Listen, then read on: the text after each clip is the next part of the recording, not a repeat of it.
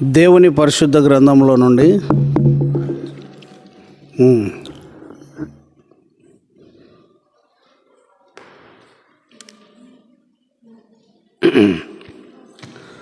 దేవుని పరిశుద్ధ గ్రంథంలో నుండి మత్తయి సువార్త 7వ అధ్యాయము 13-14 వచనాలు చదువుకుందాం. 13-14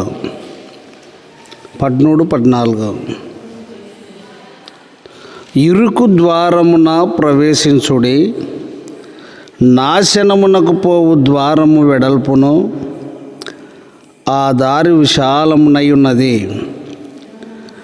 దాని ద్వారా ప్రవేశించువారు అనేకులు. జీవమునకు పోవు ద్వారము ఇరుకును, ఆ దారి సంకుచితమునై ఉన్నది, దాన్ని కనుగొని వారు కొందరే. ప్రభువైన యేసుక్రీస్తు లోకంలో ఉన్నప్పుడు స్వచ్ఛమైన అనేక ఉపమానములతో బోధించినాను. స్వచ్ఛమైన సుబోధ, ఆరోగ్యకరమైన బోధ, ప్రజల హృదయాలు బంధింపబడే బోధ ప్రభువు బోధించాడు. బోధిస్తూ 2 మార్గాలను గురించి మాట్లాడాడు. ఇరుకు ద్వారమున ప్రవేశించుడి, నాశనమునకు పోవు ద్వారము వెడల్పును, ఆ దారి విశాలమై ఉన్నది, దాని ద్వారా ప్రవేశించువారు అనేకులు.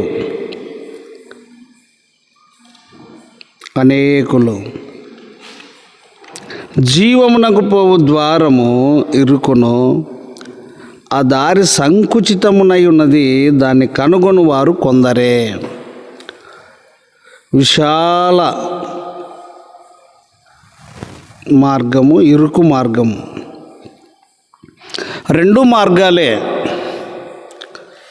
విశాల మార్గము మార్గమే, ఇరుకు మార్గము మార్గమే.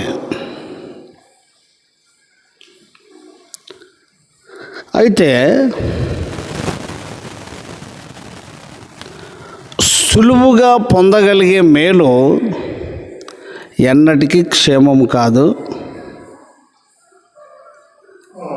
కష్టముల ద్వారా, శ్రమల ద్వారా, ప్రయాసల కోర్చుకున్న దాని ద్వారా పొందిన మేలు గొప్ప అనుభవంతో కూడింది.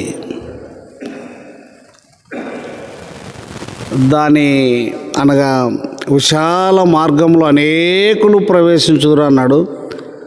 ఇరుకు మార్గమున కొందరే ప్రవేశింతురు, దానిని కొందరే ప్రవేశింతురు, అనేకులు ప్రవేశింపజూతురు కానీ వారి వలన కాదు. ఇరుకు మార్గం, సత్యము ఇరుకే, మేలు చేయుట ఇరుకు మార్గమే. శత్రువుని ప్రేమించుట ఇరుకు మార్గమే. శత్రువుకి భోజనం పెట్టుట ఇరుకు మార్గమే. నిన్ను వలె నీ శత్రువుని నువ్వు ప్రేమించు. తన శరీరమును ద్వేషించేవారు ఎవరు లేరు, కానీ తప్పక ప్రేమిస్తారు. అందువలన నీకు ఏ మార్గము కావాలనో కోరుకో.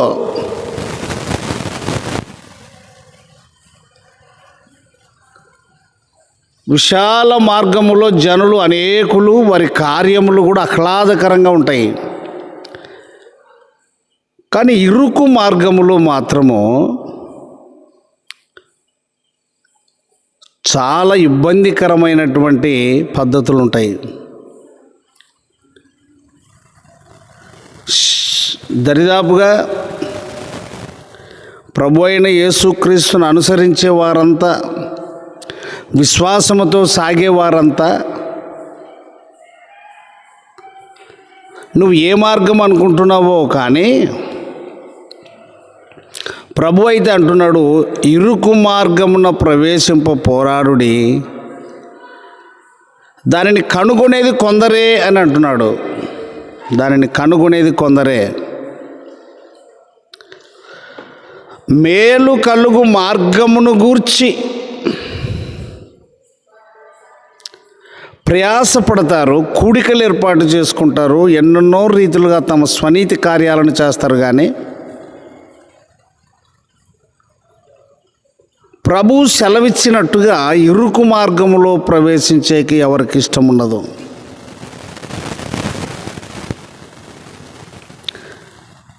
అందుకు ఇక్కడ మనం ఒక మాటను గుర్తుంచుకోవాలి. ఏమిటి ఆ మాట అంటే, జీవమునకు పోవు ద్వారం ఇరుకును, ఆ దారి సంకుచితమునై ఉన్నది, దాన్ని కనుగొని వారు కొందరే. ఎక్కడ చూసినా కోకొల్లలు మందిరాలు నిండిపోతున్నాయి, కానీ ఆంతర్యములో హృదయాన్ని పరీక్షించుకుంటూ ముందుకు వెళ్ళగలిగే వారు కొందరే. వారు బయటపడరు, అకస్మాత్తుగా ప్రత్యక్షమవుతారు. అకస్మాత్తుగా ప్రభు యొక్క దృష్టి వారి మీదకి వచ్చేస్తుంది. కాబట్టి ప్రతి ఒక్కరము గుర్తించుకోవాల్సింది అని అంటే, పెద్దలు అంటారు కష్టపడితే రొట్టెపప్పు అని, కష్టం లేకుండా ఏది రాదు అని.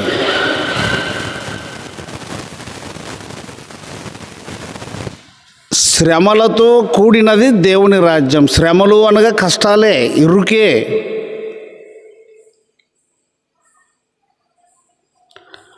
ఇరుకు మార్గమున ప్రవేశించుడి. ఇరుకు, ఈ ఇరుకు మార్గము అనంటే అవసరమును బట్టి మరొక చోట, అవసరమును బట్టి మరొక చోట, అవసరాన్ని బట్టి మరొక చోట. అంటే ఇట్లా దినానికి కొంతమంది ఎన్నో రకాలుగా ఈ నాలుకను మారుస్తారు. పద్ధతులన్నిటికీ స్వస్థ చెప్తారు. అయితే సోదరుడా, సోదరి, ఈ రాత్రికాల సమయంలో గుర్తుంచుకో, నువ్వు ఏ మార్గంలో ప్రయాణం చేయుచున్నావు? నువ్వు ఏ మార్గం గుండా వెళ్తున్నావు? విశాల మార్గమా, ఇరుకు మార్గమా? ఏ మార్గం గుండా వెళ్తున్నావు? హృదయంలో గనుక ప్రభు అయిన యేసు క్రీస్తుకు చోటిచ్చిన వారమైతే అది సులభమే.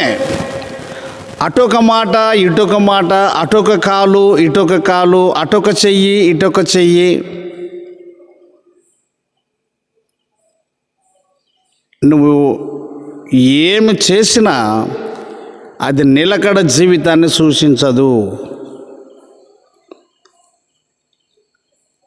అది శాశ్వతమైనటువంటి మార్గమును చూపించదు.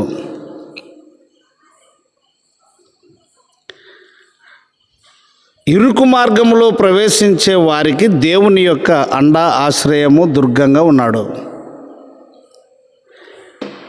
కాబట్టి ఇరుకు మార్గమును ఎవరైతే ఎంచుకుంటారో దరిదాపుగా వారికి క్షేమం ఉండదు లోకంలో. హృదయములో మరీ క్షేమం ఉంటుంది, నెమ్మది ఉంటుంది.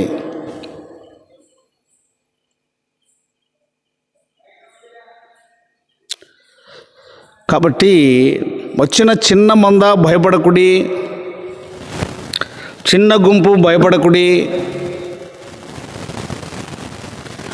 మీ ప్రయాసలు ఎన్ని ఉన్నప్పటికీ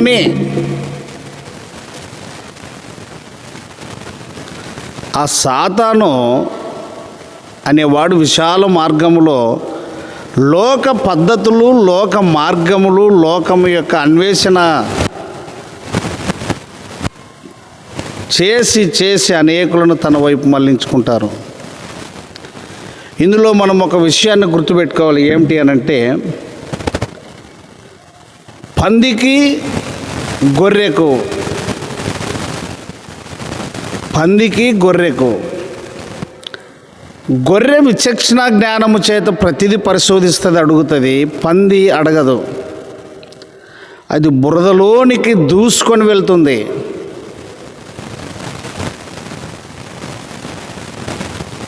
కనుక పంది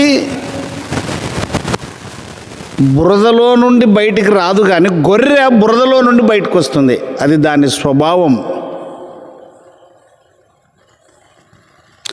కాబట్టి ఎవరు సంపూర్ణ సంతోషాన్ని పొందగలరు అనంటే న్యాయమును ప్రేమించువారు, అన్యాయమును విడిచిపెట్టువారు, అన్యాయమును విసర్జించువారు.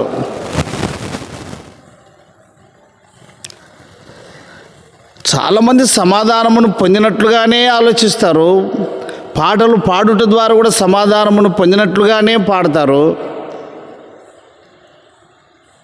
ఇక మీకు వాక్యము బోధించేటటువంటి ఉపదేశి ఏం చేస్తాడంటే, వాళ్ళు కూడా చాలా వరకు చమత్కారమే, కానీ స్థిరమైనది బహు పునాదిగా వేసిన వాడును నేనే, విశ్వసించువాడు కలవరపడడు.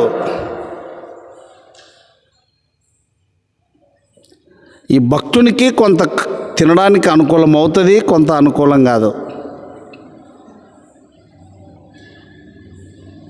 కాబట్టి 40 రోజుల్లో సంచరించి చూసి రావాల్సినటువంటి కనాను దేశపు యొక్క ప్రాంతము వీళ్ళు చాలామంది అనుమానించారు, శంకించారు, పోలేము అని చెప్పారు. వాళ్ళు చాలా గొప్పవాళ్ళు, ఉన్నత దేహులని మాట్లాడుకున్నారు. కానీ యెహోషువ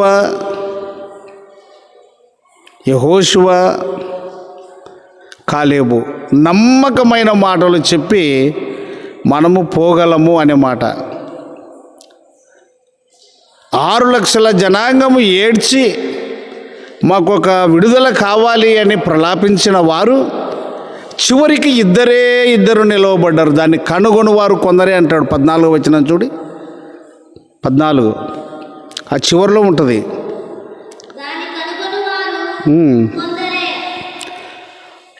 అంటే వాక్యం అంటే ఇష్టపడరు,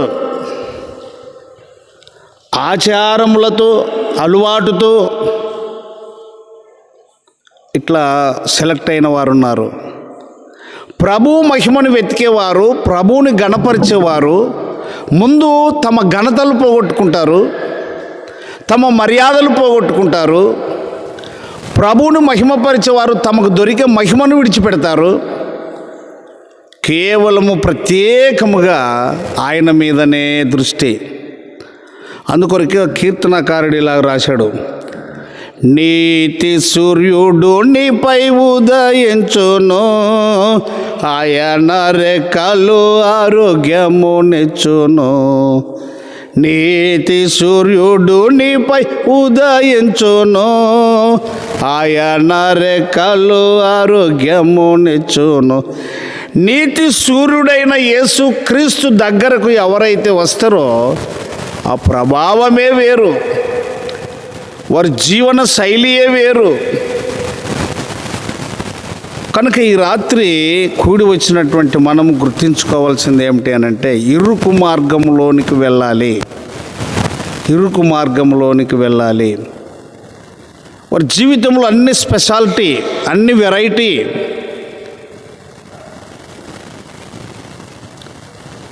కనుక ఈ రాత్రికాల సమయంలో ముగించుకునే ముందు నేను ఏం చెప్తానంటే, నువ్వు ఏ మార్గంలో ప్రయాణం చేస్తున్నావు, ఏ మార్గంలో?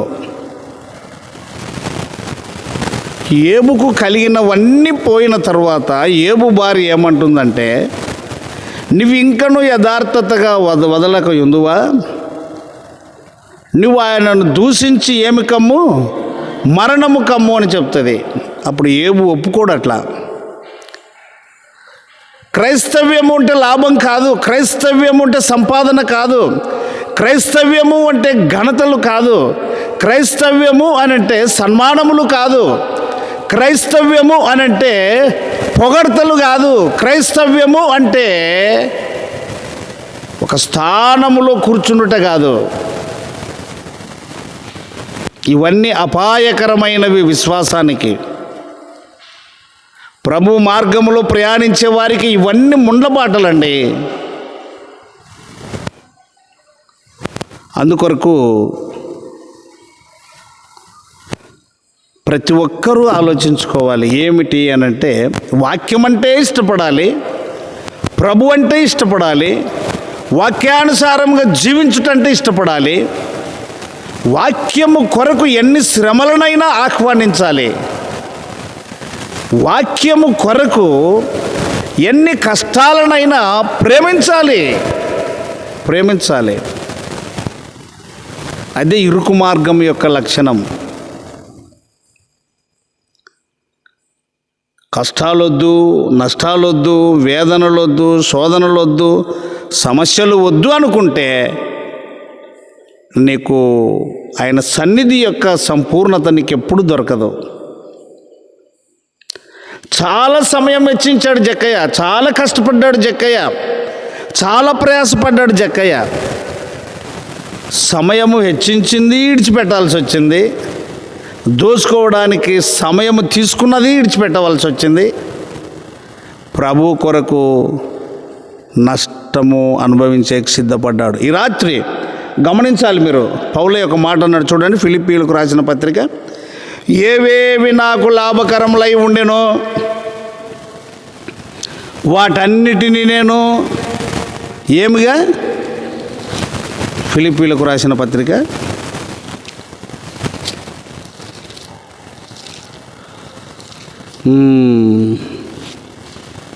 3వ అధ్యాయము 7వ వచనం,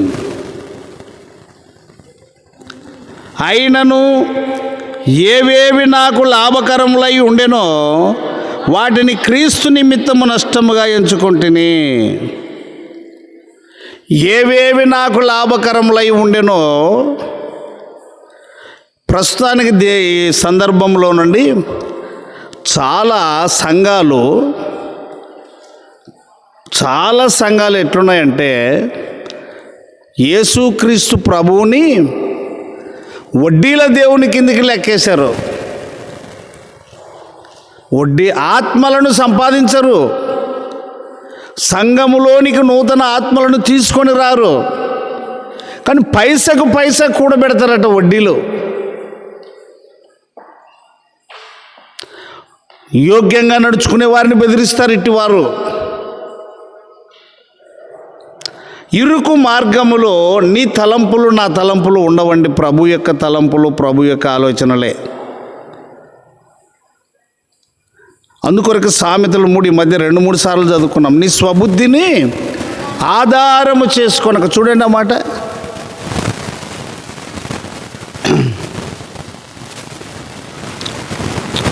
ఎంతసేపు సామెతలు 3, నీ స్వబుద్ధిని ఆధారము చేసుకొనక,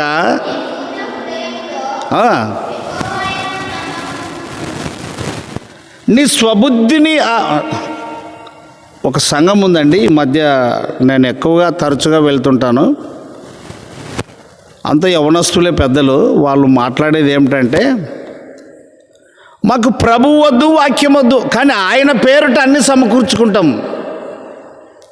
ఆయన పేరిట అన్నీ సమకూర్చుకుంటాం. ప్రభు వద్దు, ప్రభు మార్గం వద్దు.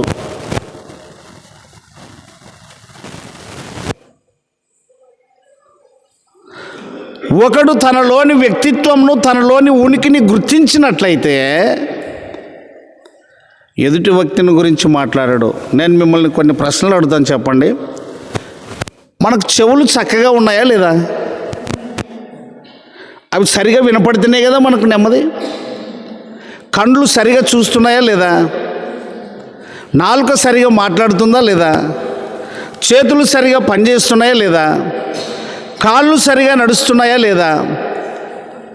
శరీరంలోని యొక్క పార్ట్స్, అవయవాలన్నీ సరిగా పనిచేస్తున్నాయా లేదా? ఏ ఒక్కటి కుంటుబడినా నువ్వు నడవలేవు. నీ మార్గము అగమ్యమే. కనుక పౌలు భక్తుడు తెలియపరిచినట్టుగా, ఏవేవి నాకు లాభకరములై ఉండెనో వాటన్నిటినీ క్రీస్తు నిమిత్తం ఏమిగా ఎంచుకుంటుని. అంటే నష్టపోని వారు. ఏబు నష్టపోయాడు, మేలు పొందాడు. కొన్నేళ్ళు నష్టపోయాడు, మేలు పొందాడు. అంటే దాన ధర్మాలు అన్నీ చేయడం అంటే పోవడమే కదా. ఇప్పుడు దాన ధర్మాలు అన్నీ చేయడం అంటే పోవడమే కదా. కానీ ఎంత అదృష్టం కలిసి వచ్చింది ఆయనకు అంటే, పరలోకము నుండి వర్తమానం వచ్చింది ఆయనకు. పరలోకము నుండి దావీదు తన జీవితంలో యవ్వనాన్నే సమర్పించుకున్నాడు. మోషే ఇశ్రాయేలు ప్రజల కొరకే సమర్పించుకున్నాడు. కనుక జీవితంలో నువ్వు నష్టపోకపోతే, వాక్యము కొరకు నష్టపోకపోతే, యేసుక్రీస్తు యొక్క మార్గము కొరకు, సత్య మార్గము కొరకు నువ్వు నష్టపోకపోతే, ప్రభు అయిన యేసుక్రీస్తు యొక్క జీవ మార్గము కొరకు నువ్వు నష్టపోకపోతే, నీ అంత దౌర్భాగ్యుడు లేడు, నీ అంత వెర్రివాడు లేడు. అటువంటి వెర్రి సంఘము కంటే మరొక సంఘము లేదు. సంఘములో ధనాపేక్షను చంపివేయమని ఉన్నది. చూడండి కొలసీలకు రాసిన పత్రిక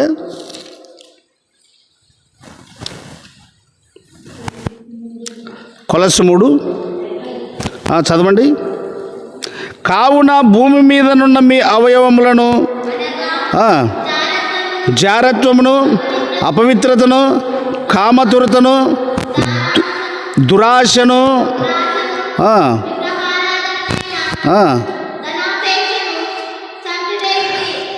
ధనాపేక్ష. ఈ మధ్య కొంత సంఘ పెద్దలు ఇలా మాట్లాడగా విన్నాను నేను అక్కడక్కడికి పోయినప్పుడు. లేదు సార్, మేము ఉంటే వడ్డీలకి ఇచ్చి పెంచితే ఉంటాము, లేకుంటే లేదు. సొంతం ఇల్లు, అబ్బాయి కట్టించిన ఇల్లు అనుకునేది ఇది.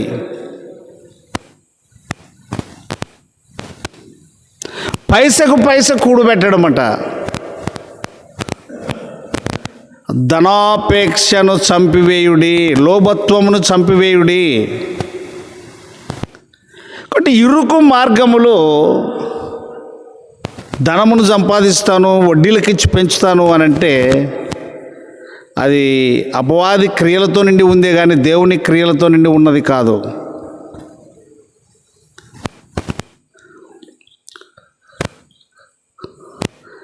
గెహాజీ నయమాను దగ్గరకు పరిగెత్తి ఆశించి తెచ్చుకున్నాడు, కానీ నయమానుకు కలిగిన పోయిన కుష్టుని గెహాజీ కుటుంబం సంపాదించుకున్నది.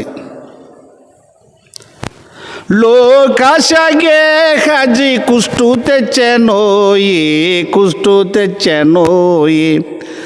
లోకాశ గెహాజీ కుష్టు తెచ్చెనోయి, కుష్టు తెచ్చెనోయి.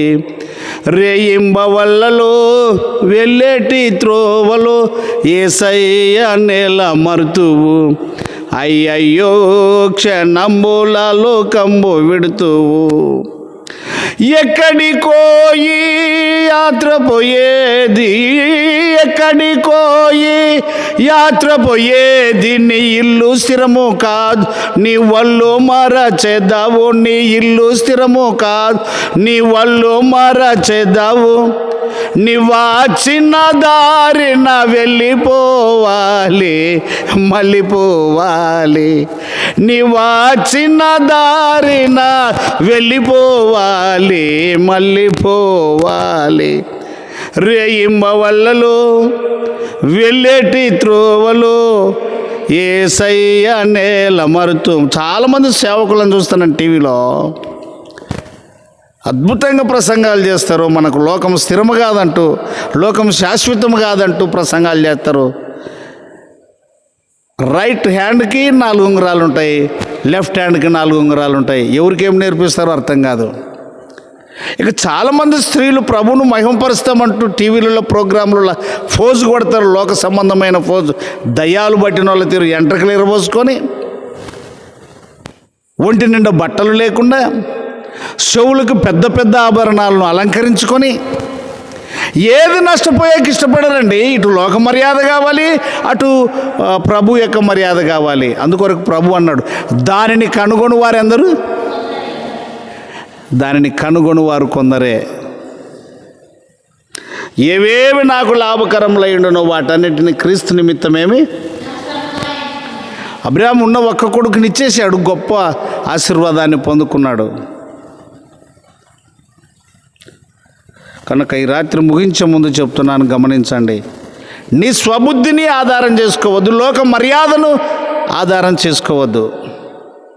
లోక మర్యాద, పరలోకపు మర్యాదను నేర్చుకో, ఇతరులకు నేర్పించు. కానీ లోక మర్యాద అక్కరలేదు.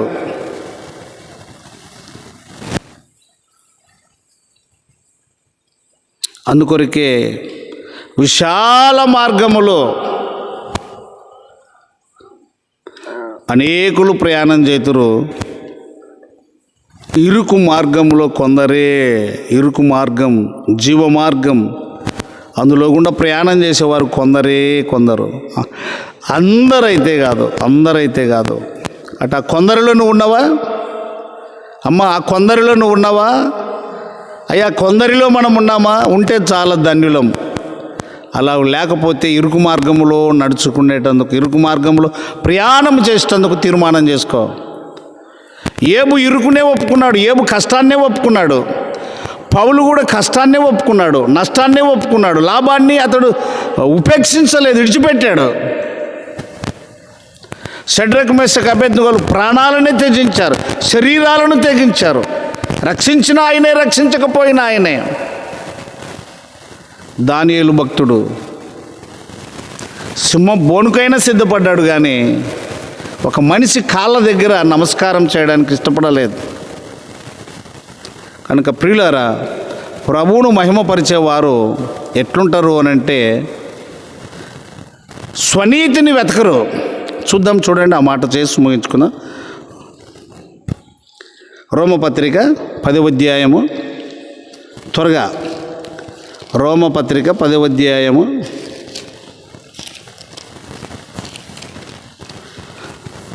సహోదరులారా, ఇశ్రాయేలీయులు రక్షణ పొందవలెనని నా హృదయాభిలాషయు వారి విషయమై నేను దేవునికి చేయు ప్రార్థనయునయున్నవి.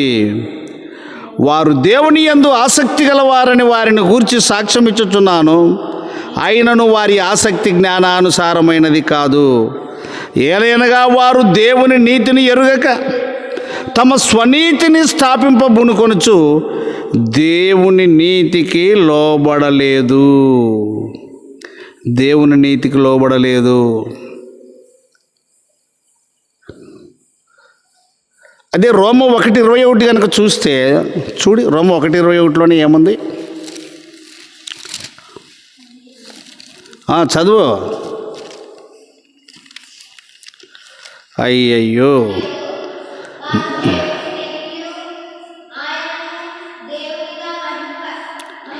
మరియు వారు దేవుని ఎరిగియు ఆయనను దేవునిగా మహిమపరచలేదు, కృతజ్ఞతాస్తుతులు చెల్లింపను లేదు, కానీ తమ వాదముల యందు ఒక్కొక్కరు ఒక విధంగా ప్రవర్తిస్తూ మోసపోతున్నారు. కనుక ఈ రాత్రికాల సమయంలో స్థిరమైన పునాది, పరిశోధింపబడిన రాయి తలకు మూలరాయి అయింది అని చెప్పి ప్రభు బయలుపరిచాడు. నష్టపోతావా? ఇరుకు మార్గమే. లాభం కావాలన్నా విశాల మార్గం. విశాల మార్గంలో ప్రయాణం చేయవారు అనేకులు కోకొల్లలో. ఇరుకు మార్గంలో ప్రవేశించేవారు కొందరే. ఏది ఏమైనా అభ్యాసముతో కూడిన మార్గం ఇరుకు మార్గం. శ్రమలలో, సమస్యలలో సత్క్రియలను చూపే మార్గము ఇరుకు మార్గం. ఆ కృప ఇచ్చిన దేవుణ్ణి స్తుతిస్తూ మహిమపరుస్తూ ఇరుకు మార్గం కొరకు తీర్మానం చేసుకుందాం. విశాల మార్గంను వదులుకుందాం. అందులో మరణం ఉన్నది, అందులో జీవం లేదు.